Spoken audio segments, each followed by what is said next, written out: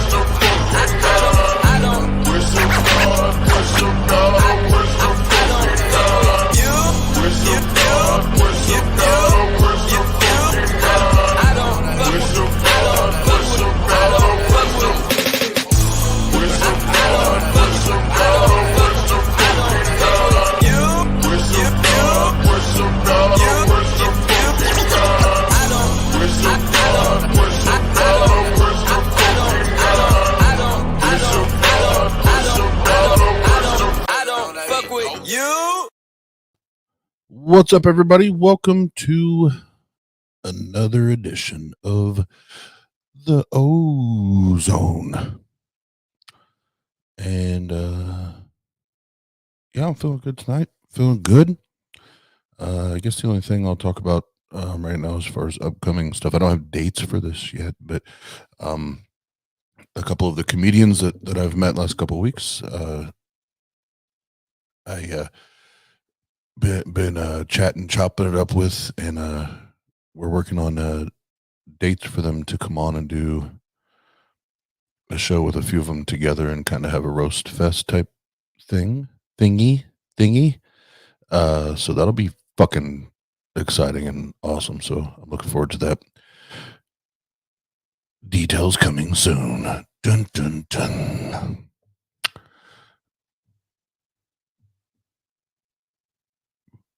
But I think, yeah, let's just let's get down to business. So I was 100% inspired and or motivated by a video that I found today on the YouTubes, and comparing sales to, Christian witnessing or even apologetics.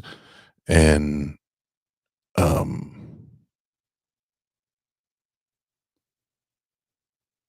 as I was listening to him, and he admits it in the video, we're going to watch a good chunk of the video.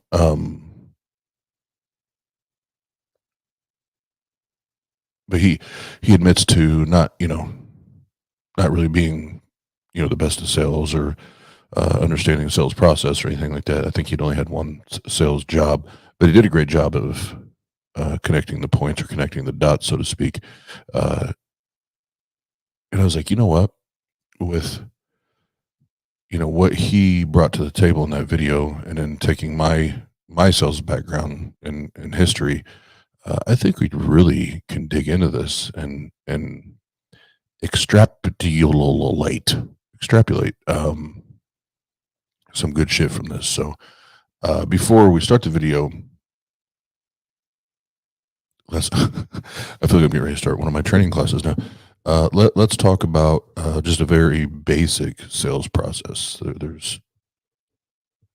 There's some out there that are four steps or 5 steps. I've seen as many as 19, which is way overboard. At 19, I almost feel like an engineer, not a salesperson, or somebody that understands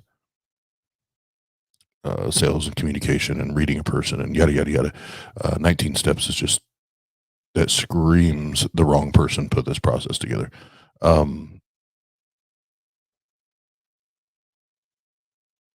But I think the most basic one to stick to that we can apply to Christian witnessing or sharing the gospel or apologetics or whatever would probably be a 4-step, maybe a 5-step. So it'd be obviously like your greeting, or you're just meeting somebody, your hello. And then once the rapport has been established, all that kind of fits within the greet, or that initial, part of establishing the relationship. Then I would say something. I would say discovery. So discovery would probably be number 2, or whatever word that you'd want to use there. That's going to be used to identify the need, or in our conversation tonight, identifying the position or belief or lack of belief. I would say then probably the most accurate, again, trying to keep it simplistic, would be so from discovery to advocate.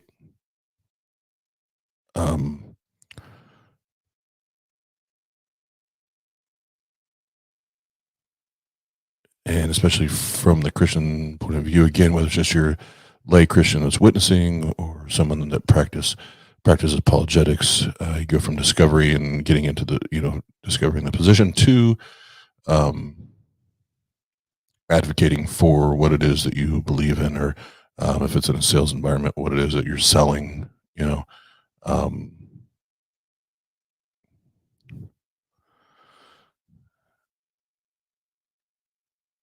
yeah, I'm going to say, no, I'll say 5 steps, and then so those 3, and then so advocate, and then I would say support, and that has a different some elements, but the same context, whether it's that, or again witnessing or apologetics, where we advocate for our position, whatever the position is that the Christian is arguing, and then supporting it, as much as they can with evidence or the lack thereof, and then finally the close, and you either, from the Christian perspective, you're closing, you're either converting, or you're not. I don't know if there's a gray area there, because usually salvations, conversions and salvations aren't nearly as long of a process as a deconversion, a deconstruction, a deconversion. So again, now that we've established those, to go through them one more time, so just so you can keep in the back of your mind as we go through this. And he gives one model in there that it's okay, but I'm not a big fan of it. Not just the verbiage, but I've never seen it. I've never seen it executed well. But so your greeting, or your hello, your initial interaction with said person. So greeting, and then discovering what the position is, or what the need is, or what the desire is. Then advocate, advocating for, they would be advocating for their position as Christians, why Christianity is true, or why Christianity is the best way, or best methodology as far as living your life and the moral standards and blah blah blah, and in supporting those claims with evidence, and then closing the deal and leading us to JeGaysus. Nightbot's on the tear, but so hopefully that helps a little bit. So if you can keep those 5 in the back of your mind as we go through this Vigia, I think it'll happen. I think it'll help as we go through it, because like I said, the guy admits he's not a sales guru. He's not been in sales very long at all. He's not ever been in sales management or leadership. So I was like, cool, and I appreciate your honesty. Maybe we can take this a step further, given that that's all I've ever fucking done, in my professional life. So, until now I hang out with comedians and bullshit with them, which there's a lot less stress there. Let me tell you.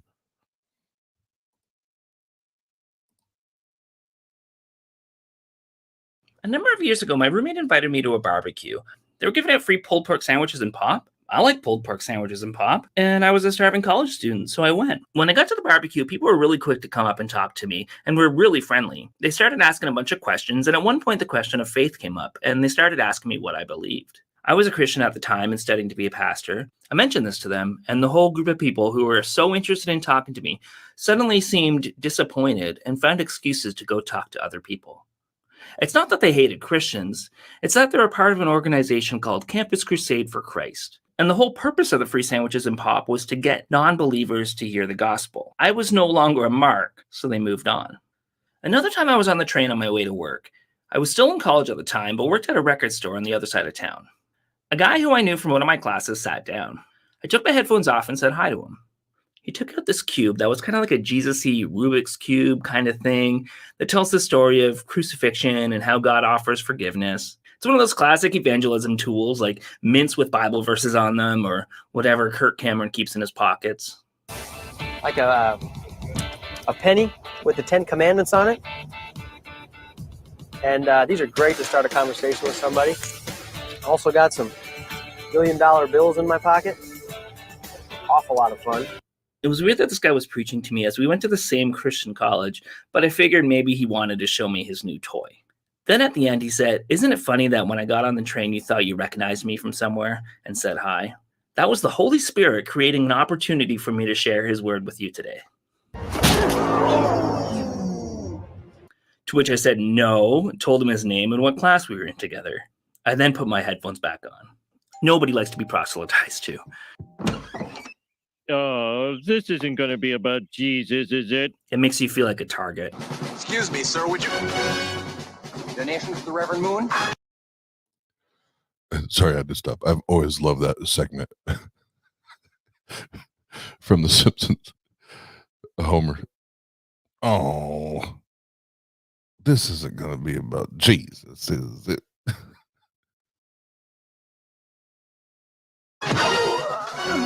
Juice for Jesus?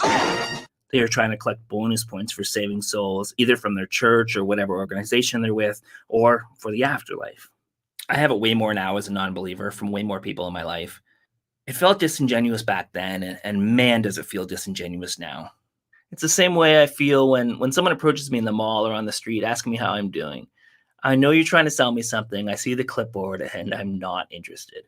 Actually, I should talk to you about it. I'm looking for smart people like you, Large. I should get your number. But that's what evangelism or witnessing or soul winning is. It's sales. It's just what you're selling is Jesus.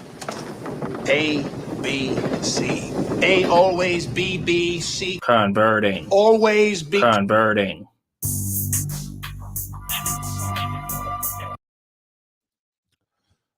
Still one of the greatest sales scenes in a movie of all time.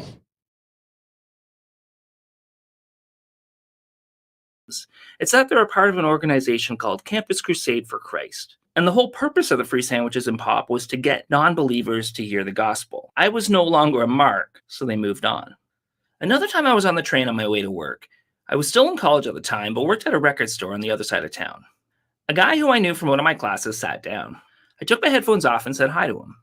He took out this cube that was kind of like a Jesus-y Rubik's Cube kind of thing that tells the story of crucifixion and how God offers forgiveness. It's one of those classic evangelism tools like mints with Bible verses on them or whatever Kirk Cameron keeps in his pockets.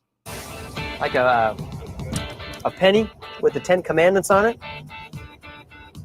And these are great to start a conversation with somebody. Also got some $1 million bills in my pocket. Awful lot of fun. It was weird that this guy was preaching to me as we went to the same Christian college, but I figured maybe he wanted to show me his new toy. Then at the end, he said, "Isn't it funny that when I got on the train, you thought you recognized me from somewhere and said hi?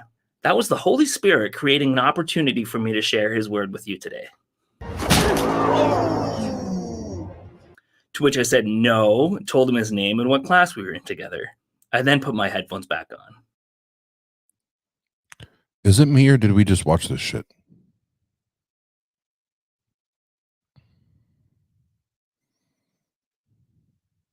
Maybe it's just me. Nobody likes to be proselytized to. Oh, this isn't going to be about Jesus, is it? It makes you feel like a target. Excuse me, sir, would you... Donation to the Reverend Moon? Juice for Jesus?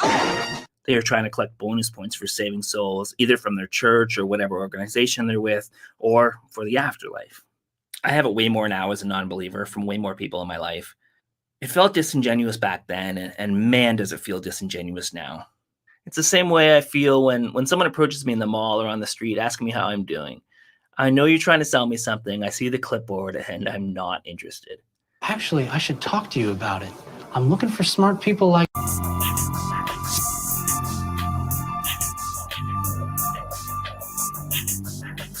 Hey, everybody. Thanks for liking and subscribing and commenting and everything else.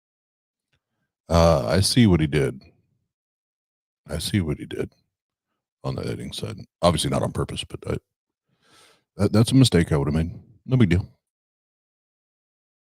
Else that helps the algorithm. I put the links to the social media down below as well as our Patreon. I really appreciate the support we get from there. And yeah, thank you so much. Why do people feel the need to try to convert everyone over to their religion? It's like, it's not only do you have to worship him, you want everybody to. It's like, I like lobster. Do I go around pushing lobster on people? Do I say you must like lobsters? Eat lobster. It's good. It's good. You know, it's not only where you live. You go to Africa. You travel all over the world. Get to eat lobster. In some churches and organizations, there's a lot of pressure to go out there and spread the word. I'm a Jehovah's Witness here to spread the good news of the story of Jesus Christ. Okay, go ahead. Really? Wow. Boy, you're the first person who didn't slam the door on me. Some people feel personally convicted based on their own reading of the Bible. The Bible says this: if you're ashamed of me in this life, well, I'll be ashamed of you when the angels... Next time Jehovah's Witness knocks on my door and says that shit, that's exactly how I'm going to respond. Oh, cool. Go ahead. And then give the blank stare.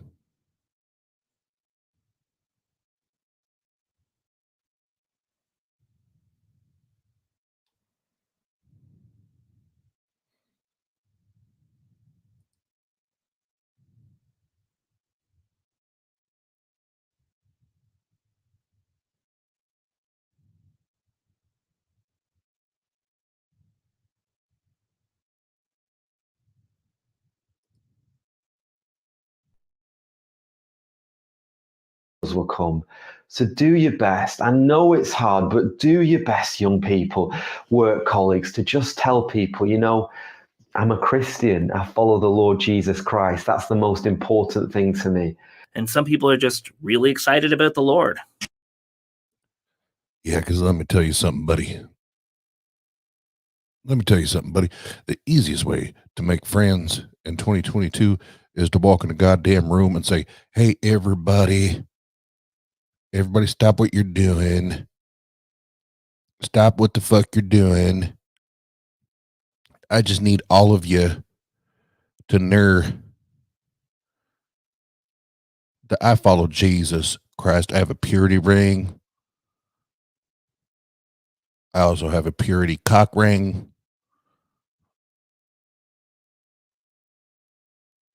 And I love Jesus. And hashtag Jesus is a myth. We couldn't shut up talking about Donut King. And, you know, I said to him, I said, what is the deal here, Josh? I mean, I brought you to Donut King. I've got my parents eating Donut King. My wife's eating Donut King. I can't stop thinking about Donut King. Well, we have King Jesus. And why is it that we're not talking about him more? Could it be because we're not delighting in him? You see, you've had a lot of different. It could be because he's not real. It could be because the Donut King is more real than your Jesus King.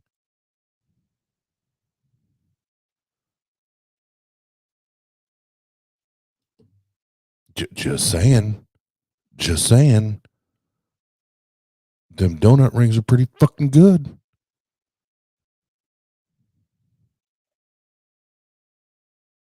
Different jobs in my life. I worked in factories and offices.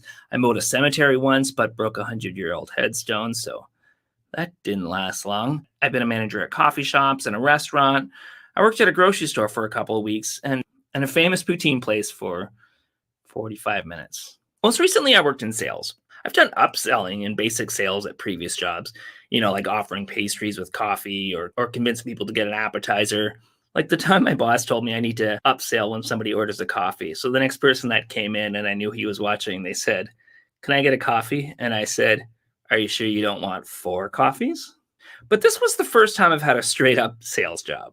I wasn't the worst at it and I wasn't the best at it. I mean, I wasn't like my friend who tried to be a knife salesman and cut himself at every single house. This knife blasts through this shoe with one motion. Uh-huh. Ow! You know, I hit the basic numbers. I was fine. If you really? What? Hot dog, a sale. But as I was looking at the methods people taught on how to witness or evangelize, I realized how close it was to my sales training, sometimes almost matching our call flow. A point that Ray Comfort would say is the other way around, that sales came from this. Now, it's my observation as I study some of the principles in selling in the world that the world often stumbles onto biblical principles. And one area I've noticed this in is the area of selling. So what we're going to look My name is Ray Comfort, better known as the Banana Man. The Banana Man. And I don't think that you or I realize the level of confirmation bias that I chase. But I'm going to tell you why. I can't even stay straight. This shit's fucking ridiculous. He's getting ready to tell us how sales is looking to the Bible and draws from God. And come on, Ray, you fucking idiot. You fucking idiot. You're still that guy, Ray. You're still that guy. Anywho,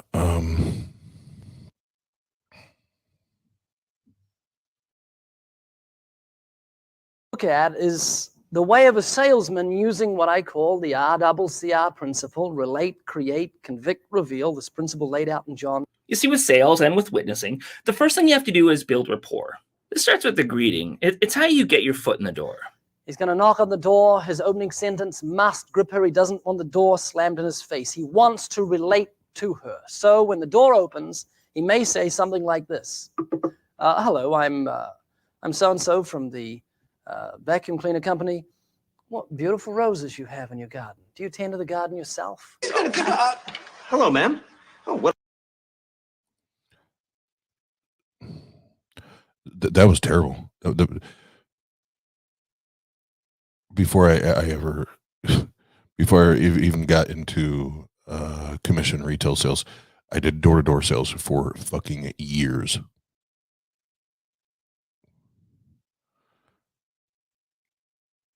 And we're trained. We all trained our salespeople. You don't comment on what's outside of the home, Ray. See, and this is where you don't get the psychology part of it because you're a fucking idiot. I'm not commenting on what's outside the fucking house. I'm commenting on what's inside the house. I want to get past the front door. I want to be sitting at the kitchen table. That's where I close deals. That's where I make money. So you already fucked up. You already fucked up. You don't know shit. You don't know nothing about nothing. What a lovely house dress. Yeah, well, you're looking all sorts of good. I like to try and build a little bit of a connection with them. I like to try and click with them a little bit, build some rapport. So I might say to them, you know, I really like that red jumper. That is a nice hoodie. I would wear that. Look for ways where you can just admire something about them, encourage them, or appreciate them. That can really allow you to build a bridge to their heart where they can really realize that you genuinely care about them as an individual. This technique is best shown in the Chili's episode of The Office. Jan really wanted to talk business. All right, before I let this roll with The Office, because this is a great scene. So far, in based on my anecdotal, high level, executive level, sales, leadership, management, training, they've missed the mark on all of this, even though they think they're doing it. It's not just about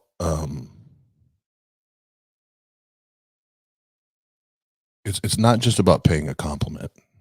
That's cheap. Compliments are. I can find something, at least one thing to compliment anyone and everyone about, right? It's about finding the compliment that you can then spin into a conversation. And everything that they're talking about so far, no wonder you guys can't get to know fucking people. You're just throwing out random ass bullshit.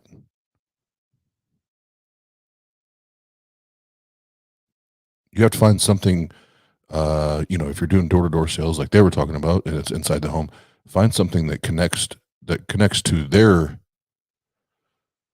quote unquote heart, or the things they really care about, but that you also share some type of common ground or potentially share a bond there.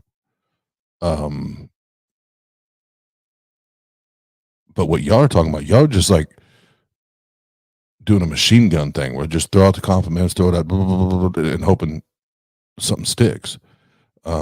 You may get shit here and there, and I mean no pun intended. You may get shit here and there, but your quote unquote closing rate and the quality of your sale is going to be piss fucking poor based on what you've given me so far. And that's the bottom line.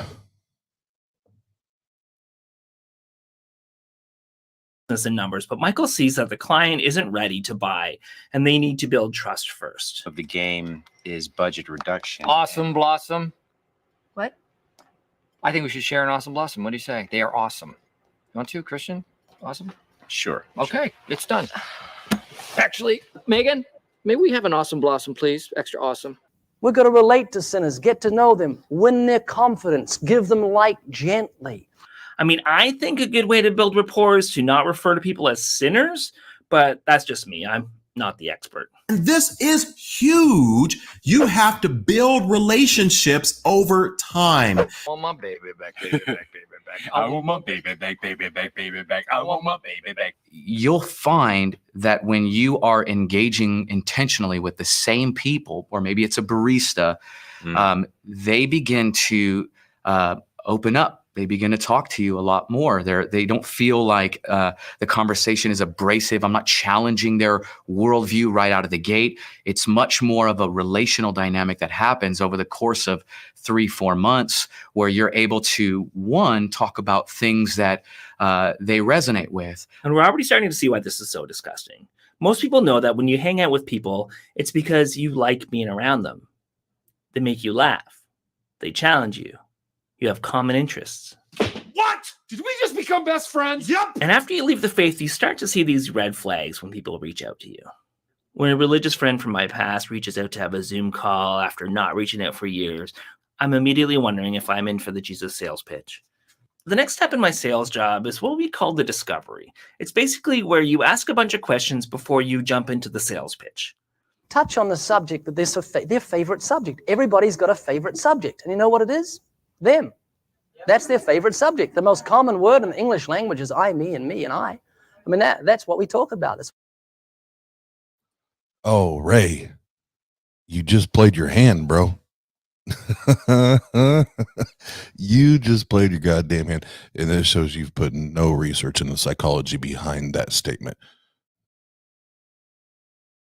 So I've heard that fucking a billion times. Obviously, I'm exaggerating, but I've heard that shit a billion times in business and sales and marketing. People's favorite thing to talk about is themselves.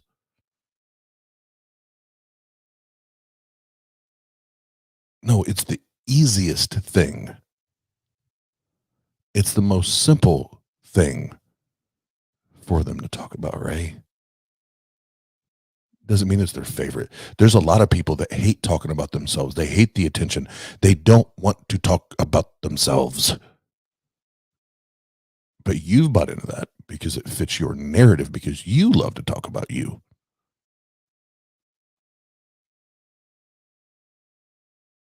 You love to talk about you.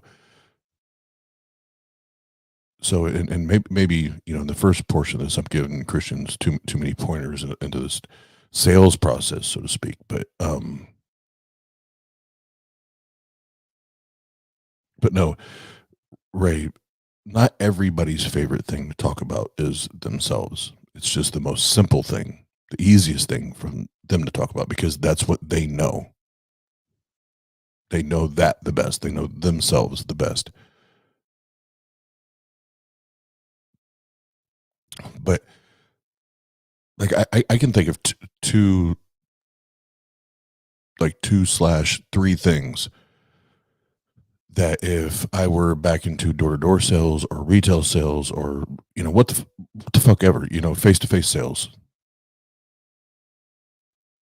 that I know that I can bring up and have direct connection with, that I can have a bond with, and actually start to build a relationship, build a friendship with somebody, even if it's in a business atmosphere. And that's, it sounds so elementary, but I can't tell you how many times that I've seen it, not just with me, but with other salespeople, very, very highly successful salespeople. Kids, grandkids, pets. Kids, grandkids, pets. Kids, grandkids, pets. It has nothing to do with me. And if you can start, and remember, I'm just talking about starting the conversation, starting the friendship, starting the relationship. If you can start and connect to one of those three things, those are always very strong starters. Not sustainers, not finishers, not just very strong starters. But guess what? Asshats like you, Ray, don't get that. Because the reason you say everyone's favorite thing to talk about is themselves, is because Ray loves him some Ray. That's what the natural man thinks about that. Until we come to the Lord, I am the most important person on the face of this earth. And then we come to Jesus and realize there's other people, and we're to love our neighbor as much as we love ourselves. So just say to someone, what do you do for a job? And get them talking about themselves. A wise man can draw counsel out of someone. This is what that whole sell me this pen thing from Wolf of Wall Street is about. Sell me this pen.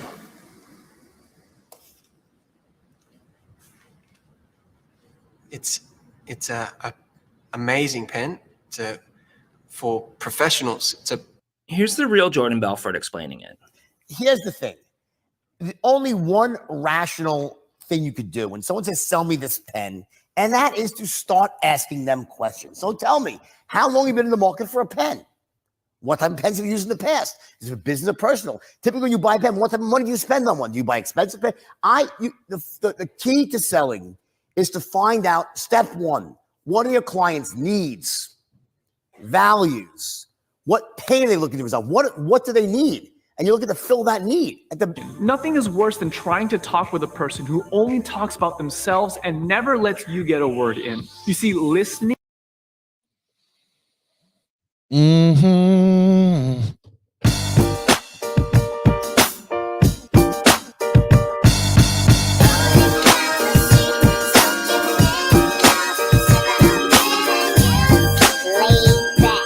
My mind, get my money, and my money in my mind.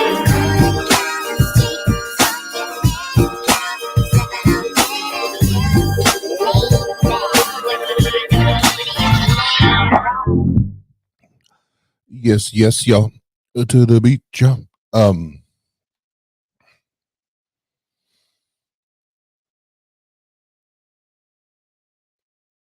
Yeah, that's right. I don't rewind that. I think it's worth going back just to what he was saying right there. I think that's worth it.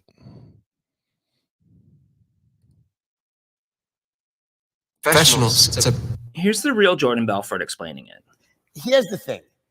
The only one rational thing you could do when someone says, sell me this pen, and that is to start asking them questions. So tell me, how long have you been in the market for a pen?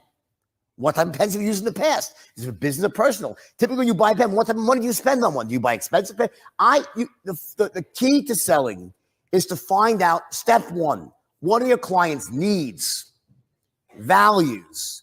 What pain are they looking to resolve? What do they need? And you're looking to fill that need. Nothing is worse than trying to talk. And here's the thing: is as much as Christian apologists and those that are out to seek and save those that are lost, and see souls saved, and see people converted to Christianity, they very much have the skeleton of this laid out. But as I'm going through it, I realize that the idea of the system, the idea of the process for them to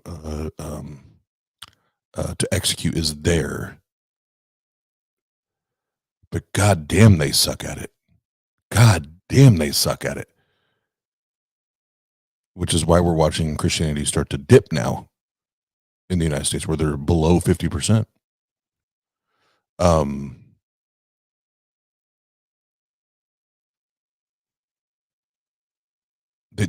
They don't know how to have these conversations.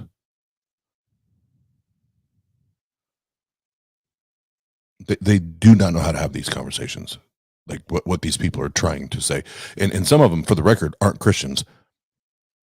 But the producer, I'm sorry, the creator of this video is giving clips from actual salespeople, actual business people, actual corporate people that know how to execute these things, and showing how much of a piss poor job that they're doing. Talk with a person who only talks about themselves and never lets you get a word in. You see, listening is an essential part about being able to share your faith. I mean, think about it. How else are you going to be able to share something of value unless you're listening to that person? How many stairs in your apartment, Jimmy? 75. How many people have you met? How many people have I met? Mm-hmm. I don't know. What, in total? I How many people have you met? 285,621. Ask questions about themselves. Ask them to talk about their beliefs or their concerns about faith, and just get to know. And see, even this, and I know this, in, you know, I'd love to see the reaction in the chat when I say this, for those of you that, you know, at least on a decently regular basis, that you interact with theists. I know I can say with all certainty and all honesty that anytime I have dialogue with a theist, you know, on our channel, and I'm talking about here, because if you catch me on TikTok where somebody's doing some dumb shit, I'm telling you right now, I go the fuck off. I go the fuck off, because TikTok's a whole nother world where you do. It's a whole nother level of ignorance and stupidity over there. But here, I try to play my cool, and I do, and I feel like 90% of the time I do a good job of that.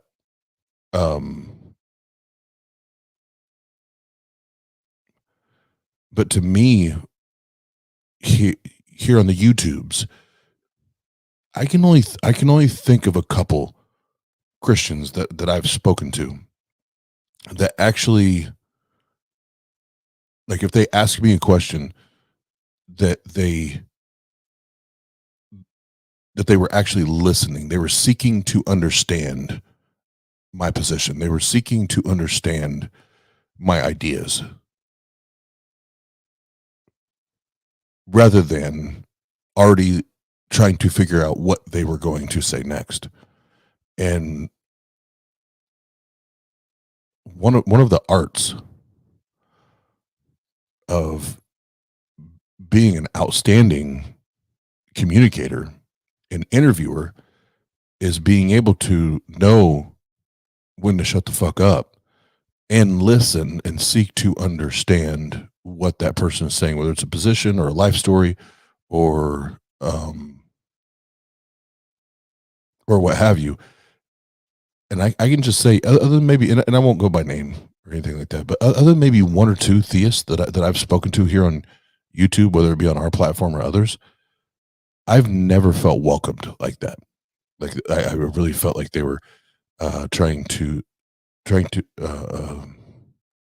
they were seeking to understand where I was coming from, my position, why I left Christianity, and so on and so forth. So, like, all of this, like, it's cool to get on your videos and it's cool to get on your platforms and your channels and talk this shit, but when do you actually do it? And like this guy, Bobby Conway, the 1 minute apologist, that already tells me that you don't listen, because you're worried about doing shit in 1 fucking goddamn minute. There's no way you can listen in 1 minute.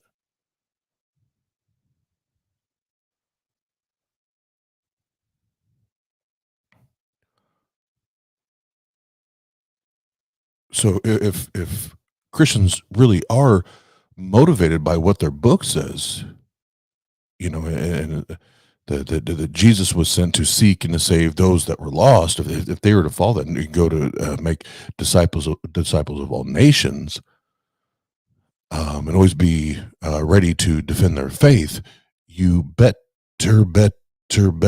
get better at listening and seeking to understand where the fuck other people are coming from that don't agree with what you think or believe, or they just have a differing opinion. And this little rant, I'll end with saying, Christians, unfortunately, this is where, again, I have to side with, I say he's my homie, but I obviously never met him in my fucking life, but my homie and the late, great Christian / just overall theist killer, Christopher Hitchens. Just because you're offended by what I say, just because you're offended by my lack of belief, doesn't make you right. It doesn't make you Correct. Sorry for the bad news.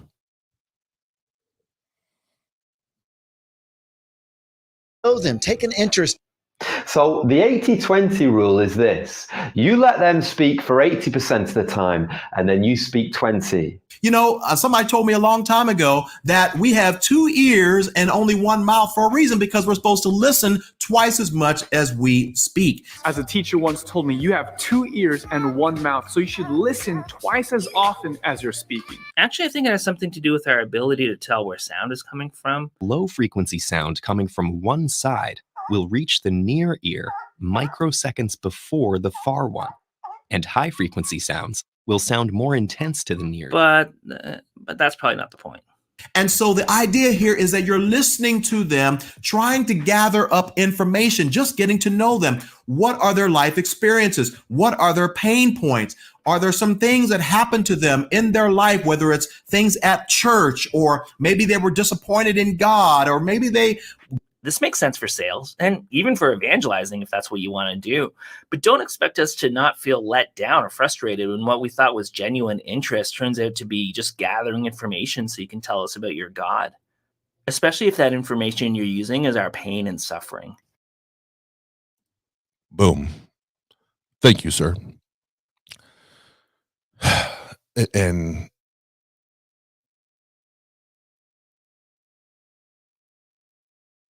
that point that the creator just made is why I don't take any Christian serious that's like trying to convince people to believe what they believe in. I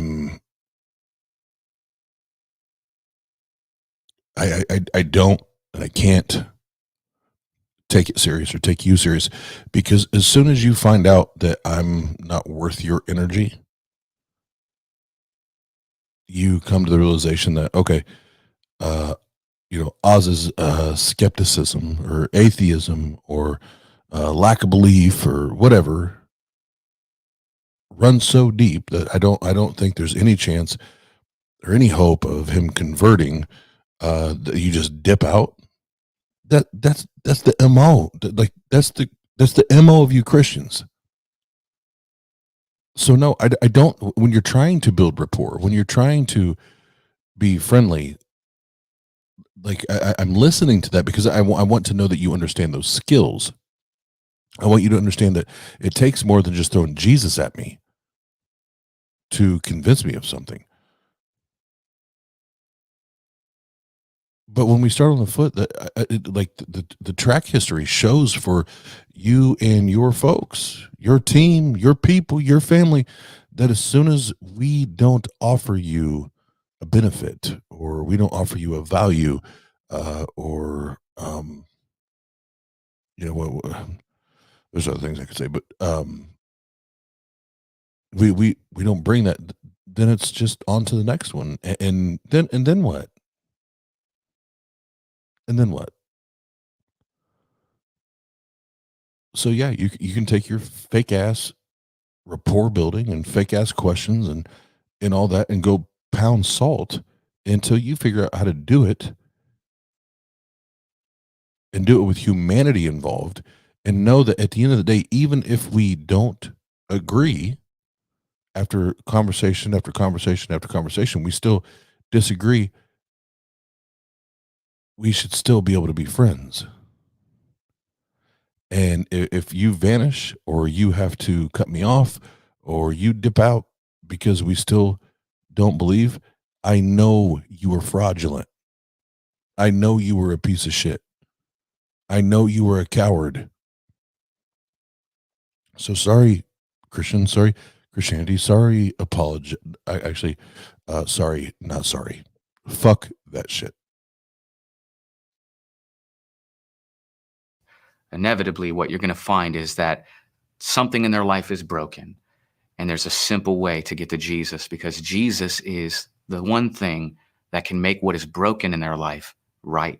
How cynical is that? Everyone has had pain. It doesn't matter what they believe or don't believe. We're on a spinning rock in space where stuff happens, good and bad all the time. And your approach is to pretend to be friendly so that you can find that pain and use it as a sales pitch? I mean, I pray you know that pain and that hurt. Don't you put that evil on me, Ricky Bobby. Don't you put that on us. Because that's what you're doing. You're taking control and steering the conversation. The salesmen go to the create point, a deliberate swing to spiritual things. Now, the devil loves to take us on rabbit trails. So sometimes someone might start wanting to talk to you about the LBGT, gay rights issues, all of those things. Sometimes they'll want to talk to you about atheism. Sometimes you yourself, you might have your own sort of passion like the end times, and you start talking about all these different things. But what we really need to do, what the real medicine is, we need to get back to the cross. Once you do, you'll be surprised how easy it is to steer a conversation to talk about your faith. And that's today.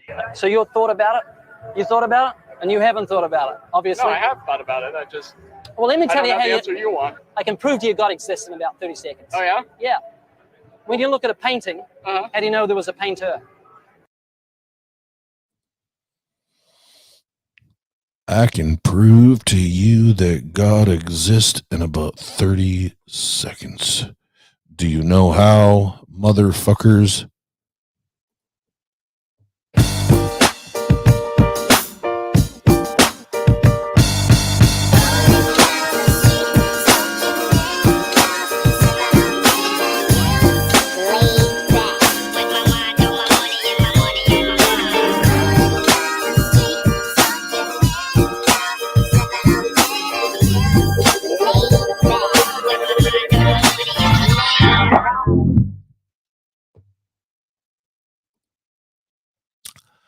Yep. Mm-hmm. The painting exists. Get it? How do you know it's a painting? See what I mean? He hasn't thought about it. When you look at a building, how do you know there was a builder? The building is proof there's a builder. And creation proves there's a creator. And your conscience... See what Ray did there? This guy had a genuine question, but it wasn't his turn to speak in Ray's opinion. The question of how you know it's a painting is a good one, but he dismissed it. How did Ray determine something is a painting? Because we know what paintings are. We know the difference between a painting and just like a colorful rock. And a painting is something we know has a painter. It's the reason he didn't start with when you look at a colorful rock, you know there was a colorful rock maker. I want it. It's everything. And if that guy showed the irony of the fact that Ray instinctively picked a painting because he doesn't know for sure if there's a colorful rock creator, then what other holes can we poke in his pitch? So he steers the conversation back by mocking the guy. I deliberately changed the subject. I mean, I started the game, I call the play. And I want to get to their conscience as quick as I can. And that's what he's going into. It's the sales pitch. Here's the thing about those discount suppliers. They don't care. They come in, they undercut everything, and they run us out of business. And then, once we're all gone, we jack up the prices. I know. It's bad. It's terrible. You know what? It really is. You build the trust, then you're able to share truth with this person. And not only that, it will allow you to see when the right time is for you to share the gospel because you've been tracking with this person for some time. Or at my job, we called it a value prompt, letting the customer see how great our service is. You tired of real doors cluttering up your house where you open them and you actually go somewhere and you go into another room? Get on down to real fake doors. That's us. Fill a whole room up with them. This is where you use those questions that you gathered earlier to tailor that pitch to them. In sales, it's where you would say why you need this product or service. And in witnessing, it's how Jesus changed my life or how Jesus can change your life. Say, Grandma, I realized when I die, I have to face God on Judgment Day. And he's going to judge me by the 10 Commandments. I realized I'd lied and stolen. And in God's eyes, I was a lying thief. And Jesus said, if you look with lust, you commit adultery in your heart. Grandma, I'd be guilty on that day. What about you? What about you, Grandma? Have you broken God? Yeah, what about you, Grandma? Have you ever looked at somebody with lust in your eyes and in your heart? And they won't ever admit it. But I know at least one time. Ray and Kirk individually have rubbed one out while viewing the Pornhubs. Lonely night in the hotel. Disagreement with the wifey. Don't tell me you ain't. Don't tell me you ain't done the thing. And notice I said individually first. And y'all two motherfuckers can't tell me that you don't like each other. Ain't nothing wrong with it. I'm down. I'm down. I get it. But I see how y'all look at each other.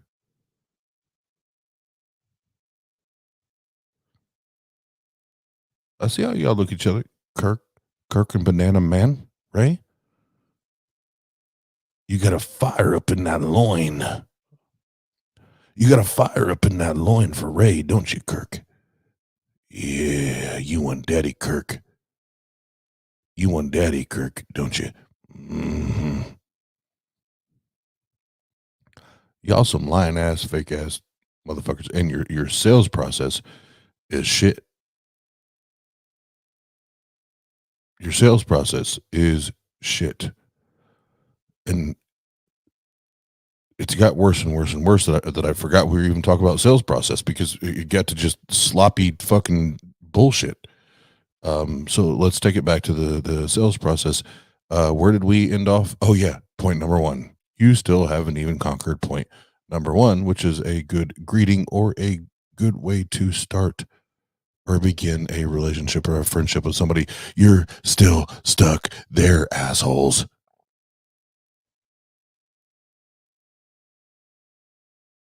God's commandments. Think it's a good witness that you're dressed like a woman? You call yourself a Christian and we're called to be without reproach and we're to live in holiness and not cause anyone to stumble. Do you think it's a good witness? Paul said he won't eat meat if it causes someone else to stumble. Just personally, I'm a Christian. I love the Lord, but I stumble at the fact that you're dressed like a woman and you're a man, you know? Why you're a sinner in need of forgiveness. Have sin means that you need to get them to acknowledge that they didn't just do bad things or make mistakes. No, they are a sinner. And then fall short refers to the present tense and ultimately the future, which lets us know that we didn't just sin in the past, but we are going to continue to sin in the future, which means that we are going to continually be in need of God's forgiveness and of course, why you're going to burn in hell if you don't sign up. Care about. Yeah, see, stay along the path of the sales process here. There's nothing like telling your buyer or potential buyer, your potential customer, your potential investor, whatever the fuck you want to say. There's nothing like telling them they're shit.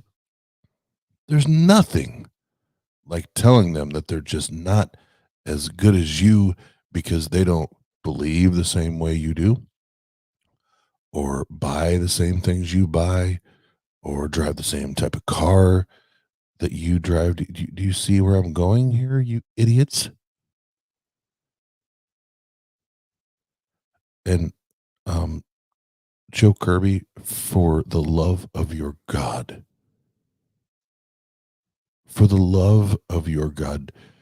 like, shave your head or do something. You look like the biggest knockoff Opie Taylor that I've ever seen in my life. Please shave your head or see a hairdresser. And Pasta Mike said he'd pay for it.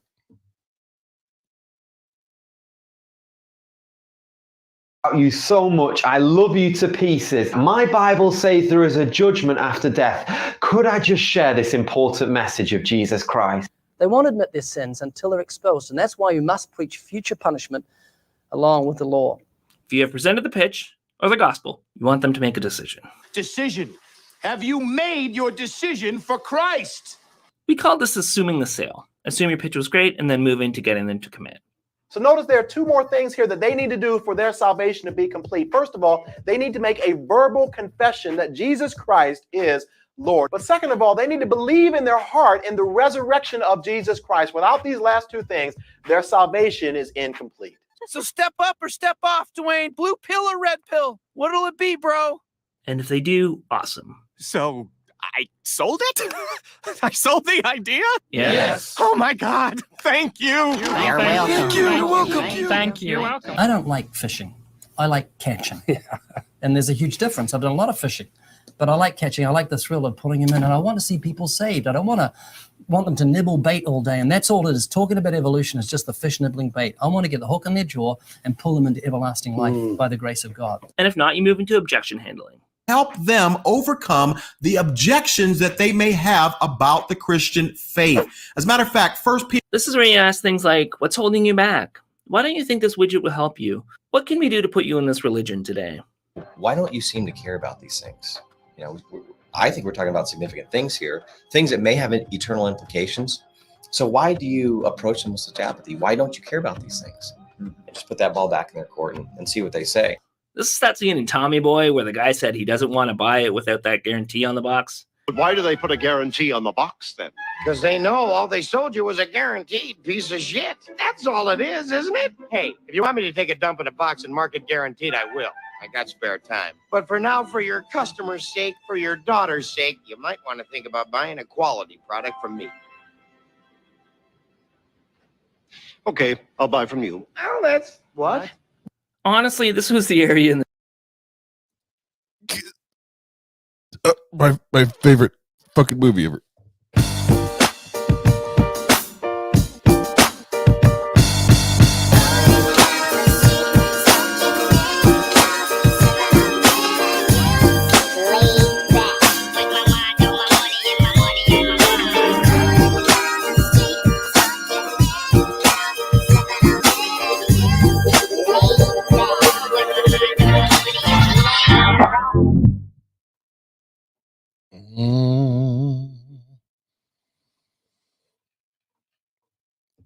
Yeah.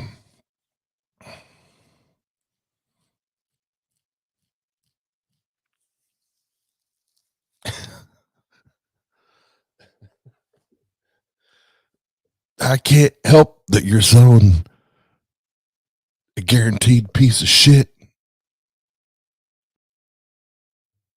This, it ain't my fault. It ain't my fault.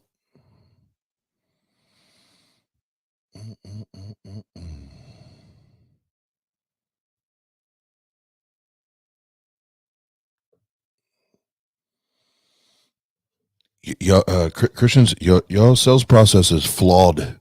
It's fucked up. If you need a pro, holla at your boy. Holla at your boy. I got a track record, got a resume. I can give you the analytics, give you the data, and we can put in some work.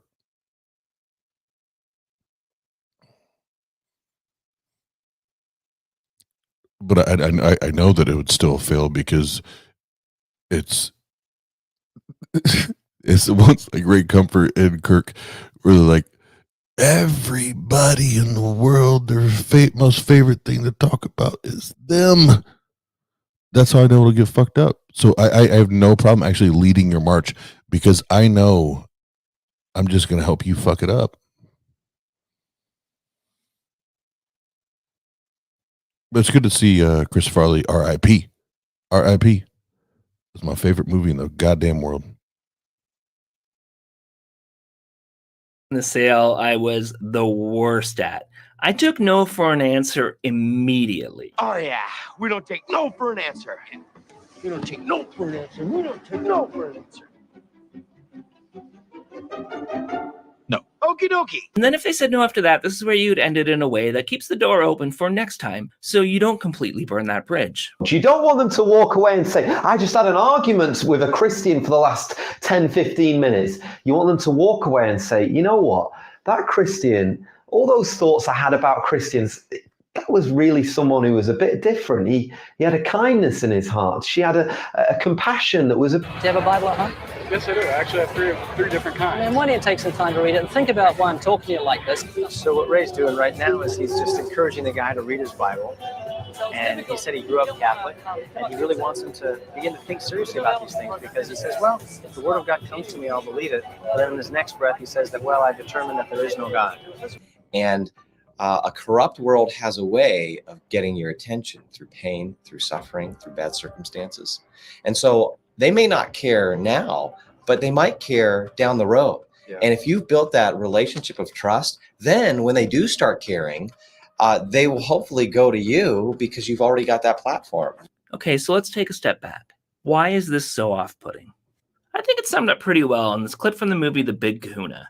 That means that you preaching Jesus is no different than Larry or anybody else preaching lubricants. It doesn't matter whether you're selling Jesus or Buddha or civil rights or how to make money in real estate with no money down. That doesn't make you a human being. It makes you a marketing rep. The reason we shut down when someone is trying to have one of these conversations with us is because we know we are no longer talking to that person. It's why it's okay to set boundaries with people and say, listen, I like you as a person, but when you get into this mode, that person I like is no longer there. I see a marketing rep, and you see me as the mark. I'm not here to tell you about Jesus. You already know about Jesus. Either he lives in your heart or he doesn't. If you want to have a conversation with me because you enjoy my company or want to keep our relationship going, that's okay. But I won't be sold to anymore. Because as soon as you lay your hands on a conversation to steer it, it's not a conversation anymore. It's a pitch. And you're not a human being. You're a marketing rep. And if you're that person who wants to save your friends and family, I get it. I'm worried about you, Richie. Why? You see them going to hell or having a bad life without God. But you also have to remember that people have to make their own decisions and come to their own conclusions. And sometimes those conclusions aren't the same as the conclusions you came to. Just be happy for me and then go home and talk behind my back later like a normal person. At some point, you have to ask yourself if you want to be a person in their life or if you want to be a marketing rep. Booyah! Guess who sold the Whitman place? Hey, way to go. I've been working on the Whitman place for 21 years. Walking away from the faith wasn't easy for me. And it wasn't an impulse decision that I made one afternoon. It was a long deconversion process. Babe, wait! Babe! Babe, wait! And for some people, it can be hard to see me on this other side, and I understand that. But there comes a point where you have to say, I have to be enough just the way I am. It's a pretty big world out there, and people believe a lot of different things. Thanks for making it this far. If you know somebody who might benefit from this, you know the drill, just send it their way. And thanks so much, and I hope everybody has a wonderful day. Well, we already have a super chat.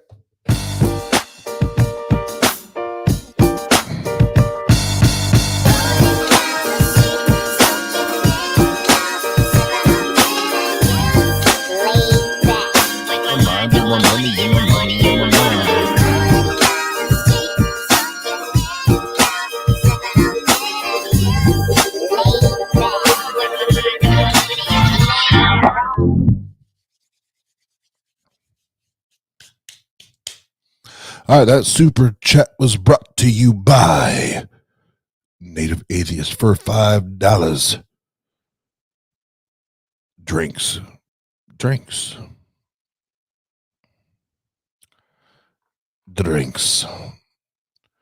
So, I guess all I'm gonna say is what up, Grrrmania? I guess what I'll say is,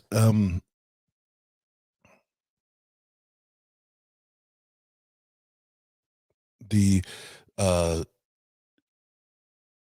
like the 5-step, and there's different words that you can use, but they all mean the same thing. The 5-step selling process that Christians are trying to use, or apologists would try to use. Here's the greatest takeaway, and it's amazing that this is still the goddamn takeaway. Even when we try to break it down to sales, is that you still can't support your claims, which is step 4. You still can't support your claims. You don't have fucking evidence. You don't have any goddamn evidence to support or demonstrate that your claim is true, which then means there's no closing.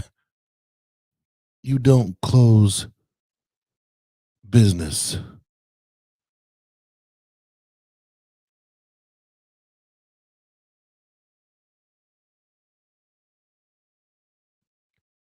You don't know how to close the deal, homie.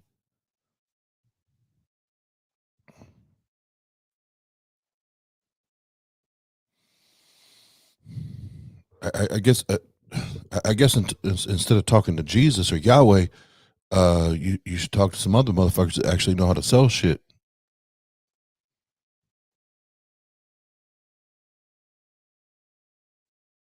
And I know other people way better than I am at it. But the shit you got, the coaches you have are fucking suck ass. They're suck ass. They don't know shit. They don't know nothing about nothing. They don't know shit. They don't know nothing about closing sales.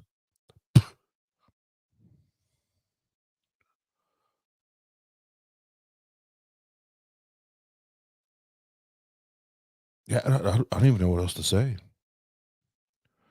We showed up. We observed. We learnt, and we continue to know that religion is bullshit. Religion poisons everything. Hashtag Jesus is a myth, and y'all Christians got a long way to go as far as learning your sales process before you ever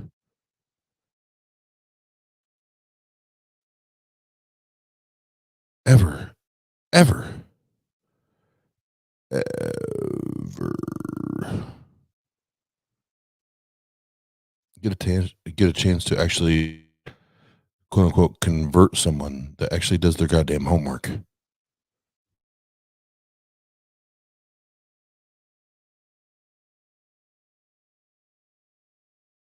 From hairy penis. Hairy penis. Praise God. Super chat.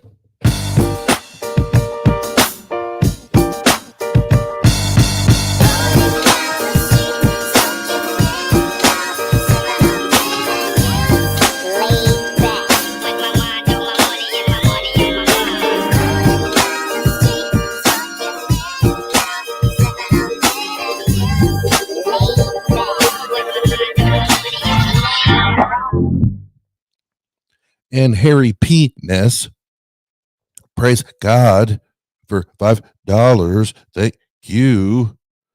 Close the deal. Faith is greater than evidence. No, faith is bullshit. Faith is bullshit. Yeah. I used to have a banner created for that. I must have deleted it for some stupid fucking reason. God damn it.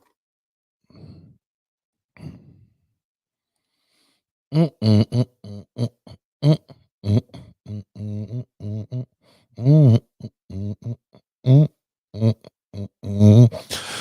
right, I will it is it's only 3 o'clock in the morning. I'll if y'all want to chop it up a little bit, talk about this shit, I'll go to Discord for half hour, 45 minutes or so. We can chop it up. If not, that's cool too. So I will end this here because I literally there's nothing else for me to add. They have a system. They have a sales system and process that they're loyal to and that people lay out in front of them. That's very clear. But they suck at it. They fucking suck at their own goddamn sales process or system. So it's hard to trust the system when the system does the goddamn work. Why? Because there's not a God, so you don't have the evidence. And then you do the hokey pokey and you turn your ass around, and that's what it's all about. Hokey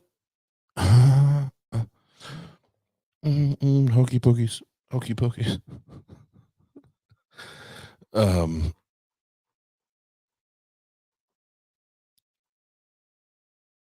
Yeah, love y'all. Appreciate y'all.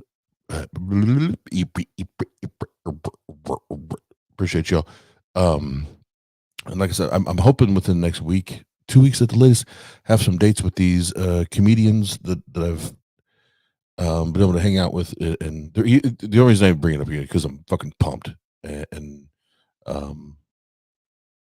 I'm grateful and excited to be able in a position to be able to actually fucking sit down and chop it up and talk with these guys And yeah, we're talking about doing a roast thing. Even if they come on and they just roast me for an hour, I'll take cool. Let's do it. Let's have fun. But it should be good. So as soon as we have dates and times locked in, I'll let you know who the comedians are. Because it's not locked in yet, I plan on adding as many as I can, moving forwards. I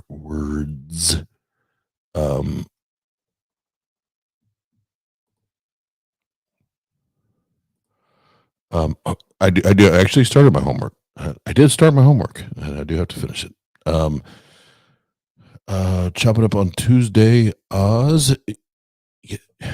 And see, that's I meant to ask you this: if we were going to wait a week and go or honor. Yes, this coming Tuesday, 10 p.m. Eastern time. We're gonna have another episode, another edition of Chopping It Up with Jenna and Oz.